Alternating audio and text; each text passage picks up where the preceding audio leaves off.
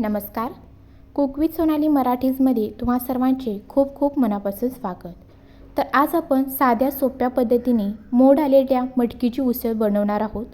मोड आलेली प्रत्येक कडधान्य आपल्या शरीरासाठी खूपच उपयुक्त असतात आणि ती भरपूर अशी प्रोटीनयुक्त असतात. तर आज आपण पाण्याचा एकही थेंब न वापरता वाफेवरती मटकीची उसळ बनवणार आहोत. अशाच छान छान रेसिपींसाठी चॅनलला अजून सबस्क्राईब केला नसेल तर लगेचच चॅनलला सबस्क्राईब करा आणि बेल आयकॉनचे बटन दाबा, जेणेकरून अशाच छान छान रेसिपींचे नोटिफिकेशन तुम्हाला मिळत जाईल. तर इथे तुम्ही पाहू शकता, एक वाटी मोड आलेली मटकी घेतलेली आहे. काही ठिकाणी ह्याच्यावरची जी साल आहे ती घालवण्यासाठी मटकी भाजली जाते आणि नंतर ती स्वच्छ धुवून घेतली जाते. तर आज आपण इथे मटकी न भाजता वरची जी त्याची साल आहे ती कशी काढायची ते पाहणार आहोत. तर आता ह्याच्यामध्ये घालायचं आहे पाणी आणि पाणी घातल्यानंतर आपल्याला हातानेच अगदी हलक्या हाताने ही मटकी जी आहे ती धुवून घ्यायची आहे. आता हलक्या हाताने ही चोळून घेतल्यानंतर आता इथे तुम्ही पाहू शकता, याच्यामध्ये मी पुन्हा थोडंसं पाणी ॲड केलेलं आहे आणि जे वरचं मटकीचं साल आहे ते आपोआप निघालेलं आहे. याच पद्धतीने आपल्याला 2 ते 3 वेळाला पाणी चेंज करत ही मटकी व्यवस्थित अशी धुवून घ्यायची आहे. तर इथे तुम्ही पाहू शकता, अगदी बऱ्यापैकी जी त्याची वरची साल आहे ती निघालेली आहे. स्वच्छ 2 ते 3 पाण्याने मी इथे धुवून घेतले. चला आता फोडणी करूया. त्याच्यासाठी कढई गरम करून घेतली. त्याच्यामध्ये घालायचं आहे तेल. तेल गरम झालं की त्याच्यामध्ये घालायचे आहे मोहरी, त्यानंतर घालायचं आहे जिरे छान फुललं गेलं. आता याच्यामध्ये घालूया कढीपत्ता घातल्यानंतर आता याच्यामध्ये घालायचं आहे चिमूटभर हिंग. आता याच्यामध्ये घालायचा आहे एक मध्यम आकाराचा बारीक कट केलेला कांदा. तर इथे मी आडवा उभा असा बारीक एक मध्यम आकाराचा कांदा कट करून घेतला आहे. तो तेलामध्ये परतून घेऊया आणि तेलामध्ये परतल्यानंतर हलकासा सोनेरी रंगावरती आपल्याला कांदा भाजून घ्यायचा आहे. तर इथे तुम्ही पाहू शकता, अगदी व्यवस्थित असा इथे कांदा भाजला गेलेला आहे. आता याच्यामध्ये घालायचं आहे 1 चमचा आलं लसूण पेस्ट मी घरीच बनवलेली आहे. आता आलं लसूण पेस्ट ही व्यवस्थित अशी तेलामध्ये परतून घेऊया. 1 मिनिटभर तिचा कच्चेपणा जोपर्यंत जात नाही तोपर्यंत आपल्याला परतून घ्यायचे आहे. आता याच्यामध्ये घालायचा आहे बारीक कट केलेला टोमॅटो. तर ते एक मध्यम आकाराचा टोमॅटो मी आडवा उभा बारीक कट करून घेतला आहे. तोही घालून व्यवस्थित असा परतून घ्यायचा आहे.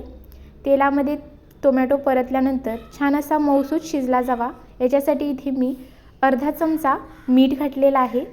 मीठ घातल्यानंतर पुन्हा एकदा सर्व व्यवस्थित असं मिक्स करून घेऊया, जेणेकरून टोमॅटो छान असा मऊसूत शिजला जाईल. तर इथे तुम्ही पाहू शकता, अगदी छान मऊसूत असा टोमॅटो शिजला गेलेला आहे. आता याच्यामध्ये घालायचे हे सुके मसाले. त्याच्यामध्ये घातला 1 चमचा वेगळी मिरची पूड, अर्धा चमचा घातलेला आहे धनेपूड, अर्धा चमचा गरम मसाला, पाव चमचा हळद आणि 1 चमचा घरगुती लाल तिखट घातले. आता हे सर्व मसाले तेलामध्ये व्यवस्थित असे मिक्स करून घेऊया. तुम्ही इथे पाहू शकता मसाल्याला किती सुरेख असा कलर आलेला आहे. तेलामध्ये मिक्स केल्यानंतर आता याच्यामध्ये घालायचं आहे मोड आलेली मटकी आपण स्वच्छ धुवून घेतलेली आहे. आता संपूर्ण मटकी कढईमध्ये घालून घेतली. आता आपण पुन्हा एकदा सर्व मटकी मसाल्यामध्ये व्यवस्थित अशी मिक्स करून घेऊया.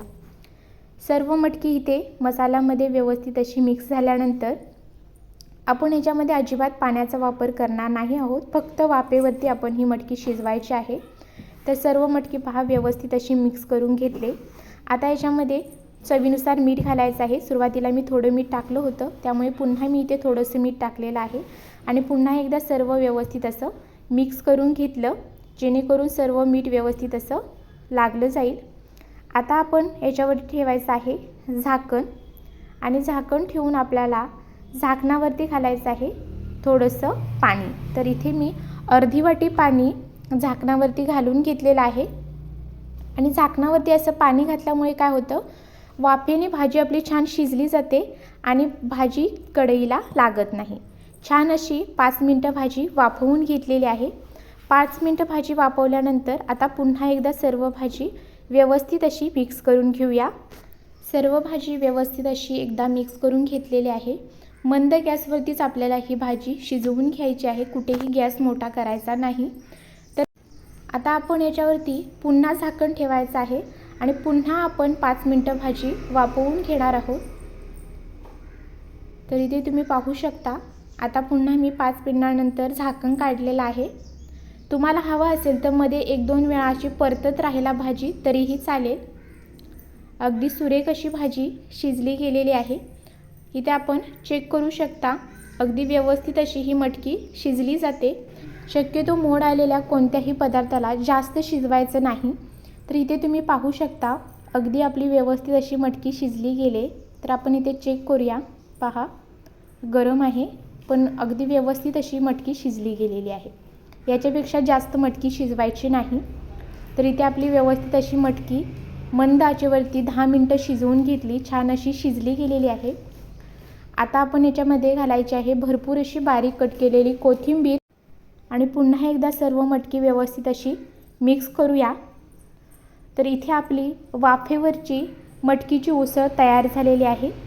रेसिपी आवडली असेल तर चॅनलला सबस्क्राईब करा, बेल आयकॉनचे बटन दाबा, जेणेकरून अशाच छान छान रेसिपींचे नोटिफिकेशन तुम्हाला मिळत जाईल आणि तुम्हालाही छान छान रेसिपी पाहता येतील। व्हिडिओ जास्तीत जास्त लोकांपर्यंत शेअर करा आणि व्हिडिओसाठी एक लाईक नक्की करा। आणि तुम्ही तुमच्या घरच्यांना अशी ही वाफेवर शिजवलेली मटकीची उसळ नक्की करून खायला घाला, त्यांनाही नक्की आवडेल। आणि तुम्ही जर ही रेसिपी बनवला तर कमेंटमध्ये मला नक्की सांगा। धन्यवाद। व्हिडिओ अशाच व्हिडिओसोबत बाय बाय।